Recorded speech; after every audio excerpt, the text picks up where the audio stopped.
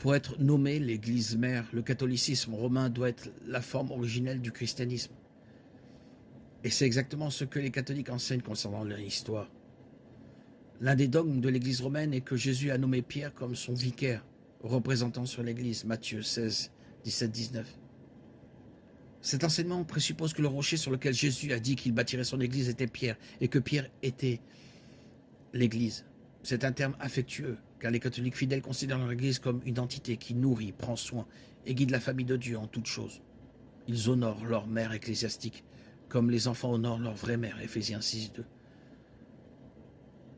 Tout comme les catholiques voient Marie comme la mère de Dieu.